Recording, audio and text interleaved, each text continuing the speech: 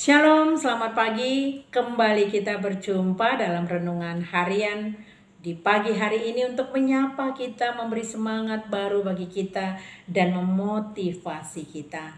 Kita sambut firman Tuhan dengan berdoa. Bapa di surga, kami bersyukur, kami berterima kasih atas anugerah dan berkat luar biasa yang sudah kami peroleh dari dahulu sampai sekarang ya Bapa. Kami mau dalam dekapan-Mu ya Tuhan. Tuntun kami ya Bapa. Firman Tuhan kiranya menjadi santapan rohani kami setiap hari, sehingga kami mempunyai nakoda yang agung yang menuntun perjalanan hidup kami. Kiranya Roh Kudus menolong kami untuk mengerti firman Tuhan ini dan melakukannya di dalam hidup kami. Amin. Firman Tuhan sebagai renungan kita pada pagi hari ini diambil dari kitab 1 Korintus 15 ayat 58. Begini firman Tuhan.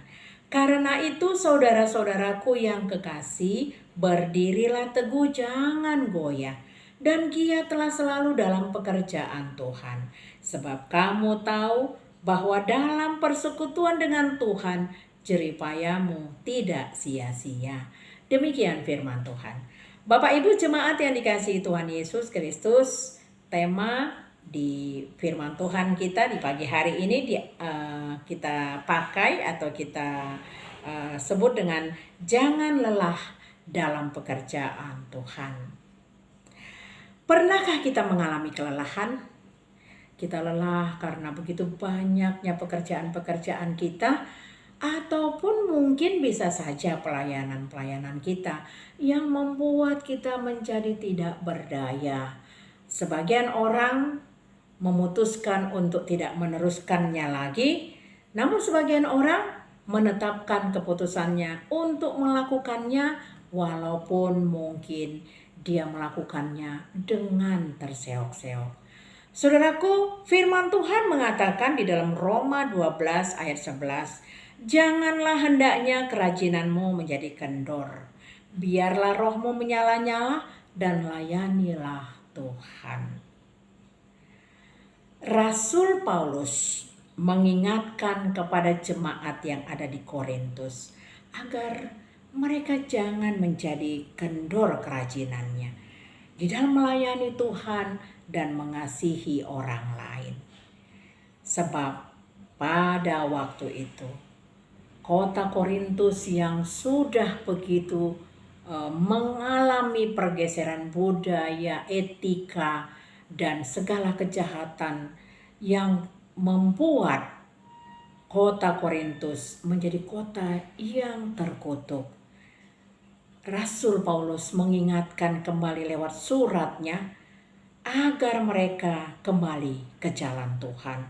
Saudaraku, janganlah kita menjadi lengah dengan segala bentuk pelayanan-pelayanan yang sudah diberikan Tuhan kepada kita. Dan talenta-talenta yang sudah diberikan boleh kita pakai untuk kebaikan Tuhan. Di dalam Kolose 3 ayat 23 dikatakan, apapun juga yang kamu perbuat, perbuatlah dengan segenap hatimu, seperti untuk Tuhan dan bukan untuk manusia. Saudaraku, ketika kita melakukan pekerjaan ataupun melakukan pelayanan-pelayanan kita, ingatlah bahwa kita diberikan komitmen. Hati kita dijaga oleh Tuhan untuk memutuskan hal yang baik yang harus kita lakukan. Pekerjaan sesulit apapun, ketika kita meminta pertolongan Tuhan, maka kita dapat melakukannya. Demikian juga dengan pelayanan-pelayanan. Kita terpanggil untuk melayani Tuhan karena kita merasa bahwa sudah banyak Tuhan berkorban untuk kita. Maka ketika di dalam kita melayani, baik itu di gereja ataupun di lingkungan ataupun di komunitas sosial kita lainnya, ternyata tidak seperti dalam bayangan kita, maka kita jangan kecewa. Mari kita mencoba untuk lebih dekat lagi kepada Tuhan. Apa yang Tuhan inginkan di dalam hidup kita. Jangan kita menjadi lengah seperti orang-orang percaya yang ada di kota Korintus. Ketika mereka sudah mulai maju, mereka menjadi kaum intelektualitas yang tinggi. Mereka menjadi kaya karena kemewahan membuat mereka melupakan Tuhan. Tadinya mereka adalah pelayan-pelayan yang setia, tetapi mereka menjadi berubah ketika banyak orang-orang atau ajaran-ajaran sesat yang mempengaruhi mereka, membuat mereka menjadi ragu-ragu dan melepaskan kepercayaan mereka kepada Tuhan. Surat Paulus kepada Korintus itu juga yang berlaku kepada kita orang-orang percaya. Mengingatkan kita bahwa sebagai anak-anak Tuhan yang percaya, haruslah kita terus mengalami kedekatan dengan Tuhan. Jangan kendor segala apa yang kita sudah lakukan, sebab apapun yang kita lakukan ketika Tuhan izinkan, maka Tuhan pasti akan menolong kita. Saudaraku, banyak hal yang dapat kita pelajari dari persoalan yang terjadi di Korintus. Yang pertama adalah bahwa orang-orang percaya dituntut untuk setia, baik dalam tugas pelayanannya, agar tidak menjadi mangsa kuasa-kuasa dunia, mangsa iblis. Kita harus tetapkan hati, kita harus bertekun dalam doa, kita harus tetap setia kepada Tuhan dalam kondisi apapun. Lalu yang kedua, seseorang yang percaya haruslah memiliki kerendahan hati di dalam melayani. Ketika kita melayani Tuhan, merasa bahwa segala yang kita miliki adalah karena kehebatan kita, maka kita sudah tidak lagi menjadi orang yang rendah hati. Kita menjadi orang yang tinggi hati. Namun Tuhan mengingatkan lewat surat Paulus bahwa kita harus mengalami kedekatan dengan Tuhan dengan meneladani Tuhan Yesus yang rendah hati, sehingga kita bisa menjadi orang yang rendah hati di dalam melayani menjalankan tugas-tugas pelayanan kita. Saudaraku, tidak semua yang kita lakukan akan selalu berjalan dengan mulus.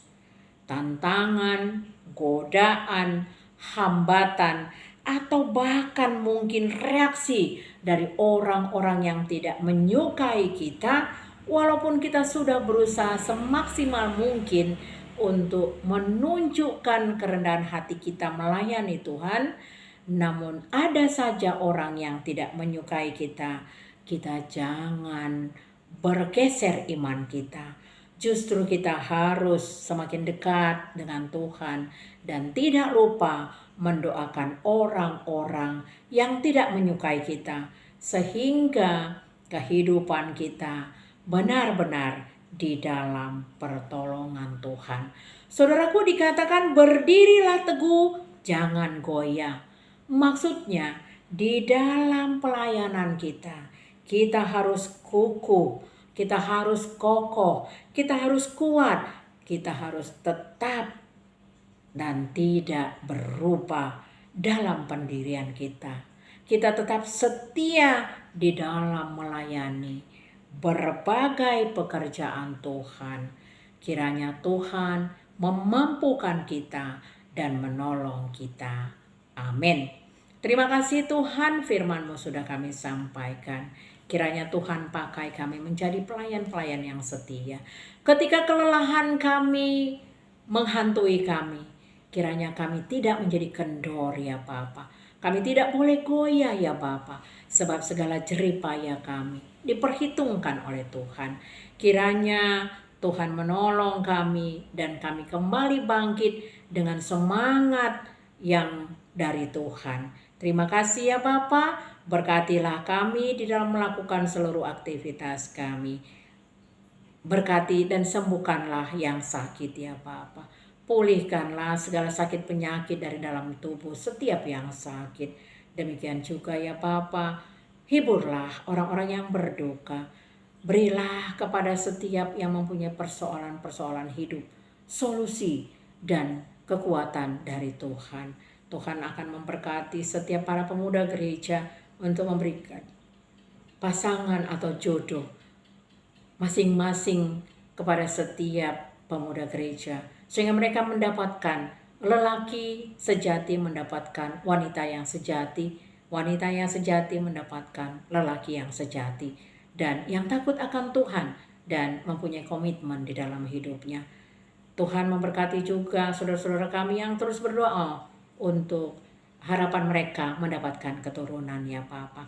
Tuhan memberkati seluruh gerejamu, jemaat gerejamu, dan para hamba-hamba dan pelayan Tuhan. Memberkati bangsa dan negara kami sehingga kami benar-benar mengalami kesejahteraan. Terima kasih ya Bapa. Inilah doa dan permohonan kami. Di dalam nama anak-Mu Tuhan Yesus Kristus kami berdoa. Kasih karunia Tuhan Yesus Kristus dan kasih dari Allah Bapa dan persekutuan dari Roh Kudus kiranya memberkati kita sekalian. Amin. Selamat beraktivitas, Tuhan Yesus memberkati.